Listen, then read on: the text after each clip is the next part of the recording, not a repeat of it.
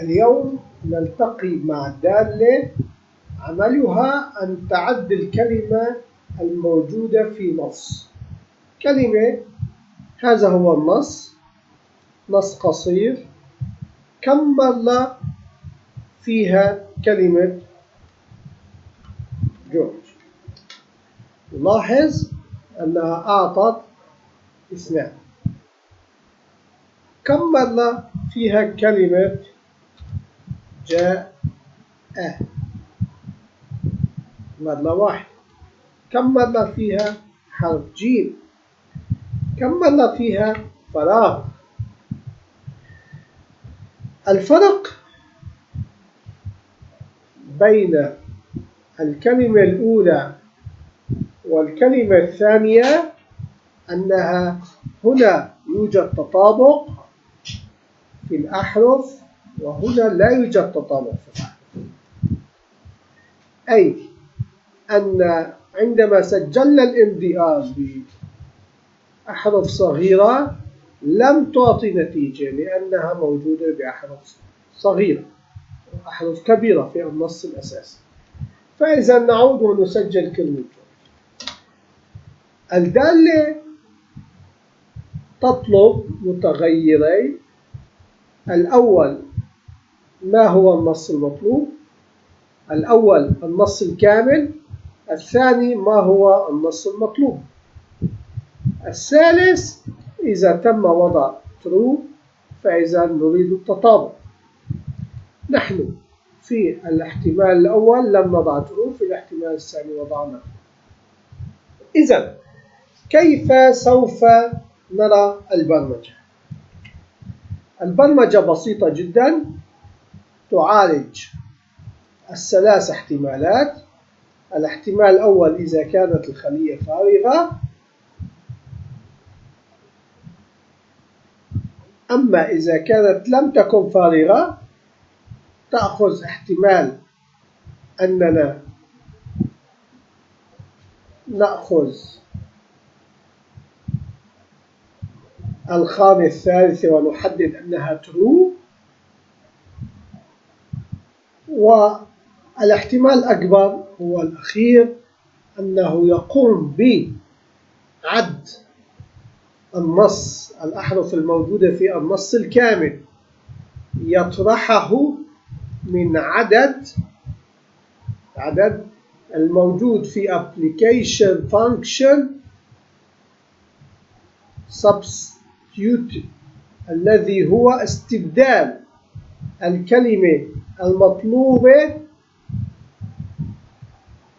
في النص بالكامل إلى لا شيء. عندما نستبدل النص المطلوب، الكلمة المطلوبة في النص الكامل بإلى لا شيء، فإذا نحن أنقصنا من المحارف الموجودة في هذا النص. وبالتالي بالعلاقة الرياضية عندما نأخذ المحارف بشكل عام، لنفترض أنها 20 محرف، والكلمة المطلوبة عندما نقوم بعملية استبدالها بلا شيء، فإذا يكون النص الأساسي سحبت منه هذه المحارف. وعندما نرى الرقم إذا كان هنا 20 وهنا أصبح 15، وبالتالي نعرف أن الكلمة المطلوبة كم محرف.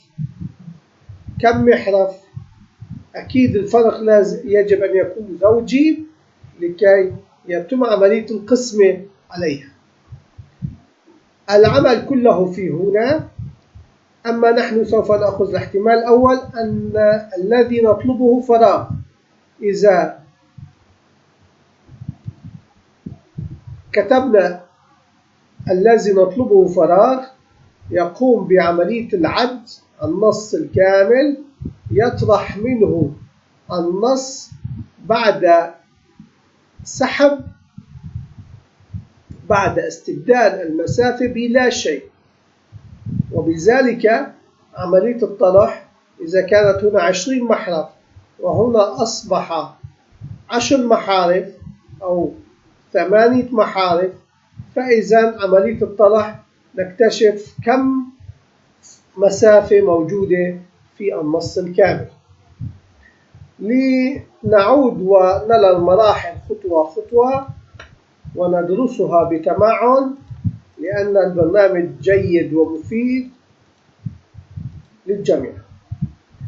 نحن عندما نضع هنا فراغ، لاحظ أن أخذ الفراغ، سوف تعالج الفراغ. تقول النص الذي نحن نطلبه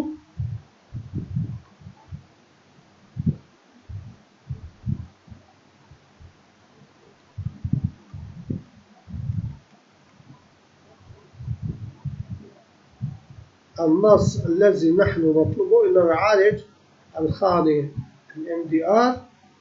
الآن سوف يعالج الفراغ.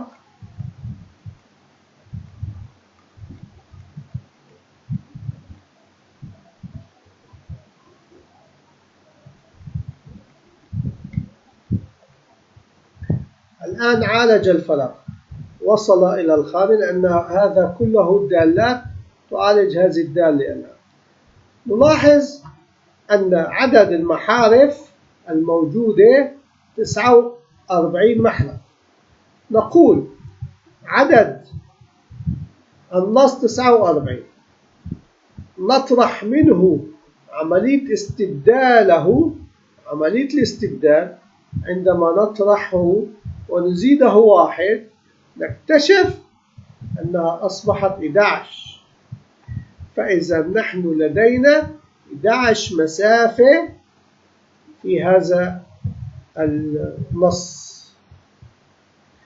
انتهينا من برمجة النص عندما يكون فارغ. أما الآن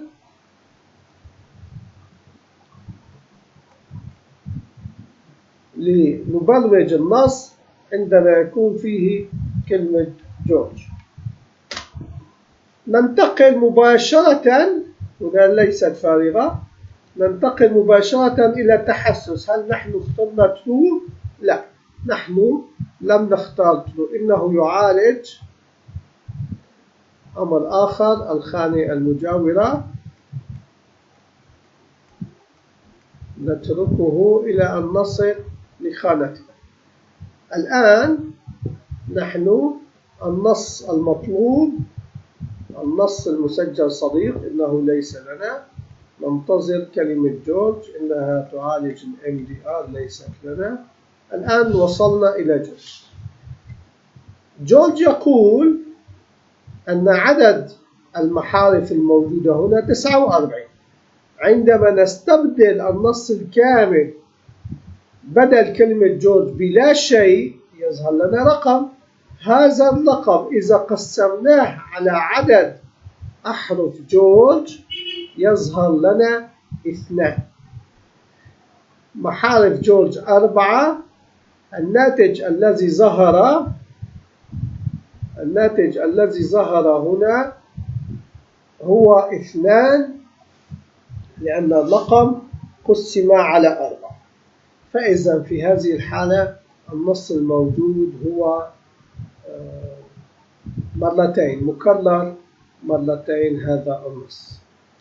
انتهت البرمجة، إنها بسيطة وتعالج 3 احتمالات. الاحتمال الأول هو عندما لا نضيف أي نص يعطينا رقم المسافات. الاحتمال الثاني عندما نقول التطابق التام. الاحتمال الثالث الذي هو مشابه للاحتمال الثاني أننا لا نريد التطابق التام، إننا نريد النصوص المتشابهة. عملية حسابية، عندما نعرف عدد المحارف الموجودة في النص بالكامل ونقوم بعملية سحب المحارف الخاصة بالكلمة المطلوبة من النص بالكامل، فإذا عدد النص بالكامل سوف يقل عن العدد النص أساسي، لأن هنا تم عملية سحب الكلمة المطلوبة. عملية الطرح، المحارف الأساسية تطرح من المحارف التي سحب منها النص، يظهر لنا رقم.